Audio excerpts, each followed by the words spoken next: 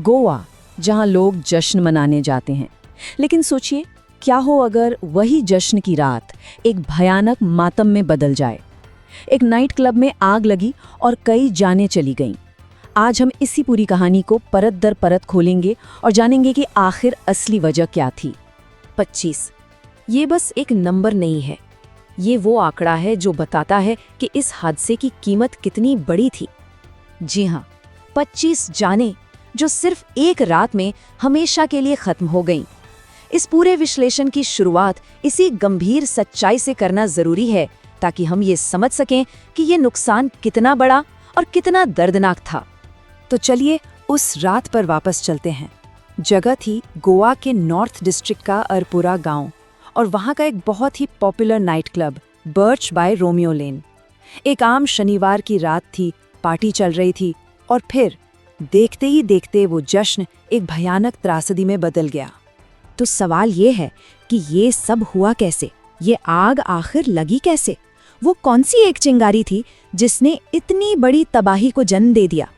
Reports के मुताबिक सब कुछ एक फायर शो से शुरू हुआ। पार्टी को और शानदार बनाने के लिए इसे इस्तेमाल किया जा रहा था, लेकिन इसी शो के दौरान चिंगारियों ने क्लब के लकड़ी के बने स्ट्रक्चर को पकड़ लिया, और बस फिर आग के साथ साथ घना जानलेवा धुआं पूरी की पूरी बिल्डिंग में इतनी तेजी से फैला कि किसी को संभलने का मौका ही नहीं मिला।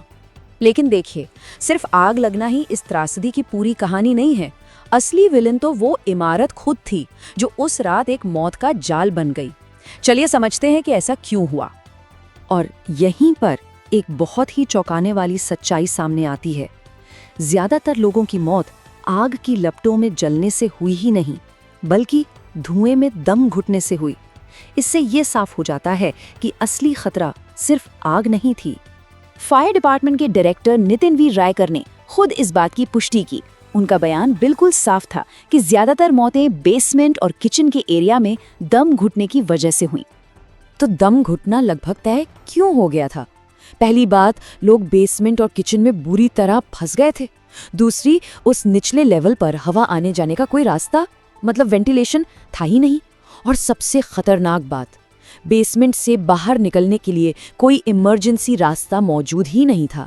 अब आप सोचिए, घना धुआं कुछ ही सेकंड्स में इन बंद जगहों पर भर गया और लोगों के पास बचने का कोई भी मौका नहीं बचा। तो अब ये साफ है कि ये सिर्फ एक हादसा नहीं था, ये सीधे सीधे गौर लापरवाही का मामला था। इस कहानी का असली कातिल आग की लपटें नहीं, बल्कि वो लापरवाही थी जिसने इस भयानक हादसे को होने दिया। इससे एक बहुत ही सीधा और बड़ा सवाल खड़ा होता है, आखिर गोवा जैसे इतने पॉपुलर टूरिस्ट स्पॉट पर एक इतना मशहूर क्लब इतना ज्यादा खतरनाक और असुरक्षित कैसे हो सकता था?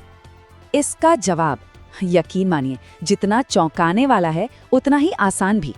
क्लब के पास कोई फायर एनओसी नहीं थी, बस।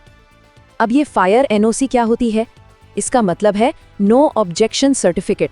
ये एक जरूरी सरकारी क्लियरेंस है जो ये कंफर्म करती है कि किसी भी बिल्डिंग ने आग से जुड़े सभी सेफ्टी रूल्स को पूरा किया है और वहां आग लगने पर बचाव और बाहर निकलने के पूरे इंतजाम हैं। फायर डिपार्टमेंट ने भी अपने ऑफिशियल स्टेटमेंट में यही कहा। उनके मुताबिक क्लब ने कोई फायर एनओसी नहीं ली थी और आग से सुरक्षा का कोई भी नियम फॉलो नहीं किया जा रहा था। मतलब बिना किसी सेफ्टी क्लियरेंस के एक इतना बड़ा नाइट क्लब धड़ल्ले से चल रहा था। चलिए अब जरा आगे बढ़ते हैं और देखते हैं कि इस आग के बाद क्या हुआ और इसका इंसानी जिंदगियों पर क्या असर पड़ा। यहाँ समय का खेल देखिए। रात के 12:30 बजे फायर डिपार्टमेंट को फोन गया। रेस्क्यू टीम को आग पर काबू पाने में सिर्फ 30 मिनट लगे, लेकिन ये 30 मिनट जिंदगी और मौत के बीच का फासला बन गए। और इसी छोटे से टाइम में 25 जानें चली गईं। जान गंवाने वालों में 14 तो क्लब के स्टाफ मेंबर्स ही थे, 4 टूरिस्ट थे और 7 लोगों की तो पहचान भी नहीं हो पाई। सोचिए, कई परिवार तो बस छुट्टियां मनाने गोवा आए थे, लेकिन उनकी एक रात ने पूरी जिंदगी ही बदल कर रख दी। इस घटना के बाद प्रधानमंत्री नरेंद्र मोदी ने भी गहरा दुख जताया। सरकार की तरफ से मृतकों के परिवारों को 2-2 लाख रुपए और घायलों को 50,000 रुपए की मदद का ऐलान किया गया। और हाँ, इस पूरी लापरवाही की जांच के लिए एक मैजिस्ट्रियल इंक्वायरी भी बिठा दी गई है। लेकिन ये कहानी सिर्फ गोवा के एक क्लब की नहीं है। ये हम सब के लिए एक बहुत बड़ी चेतावनी है। इस त्रासदी से एक बहुत ज़रूरी सबक मिलता है।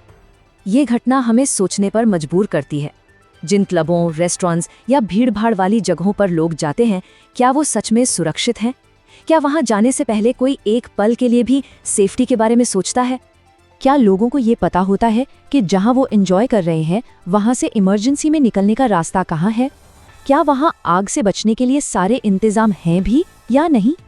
और यही आज का सबसे बड़ा सबक है। सुरक्षा कोई ऑप्शन नहीं है। ये एक ज़रूरत है, एक अनिवार्यता है। इसे कभी किसी भी कीमत पर नज़रअंदाज नहीं किया जा सकता।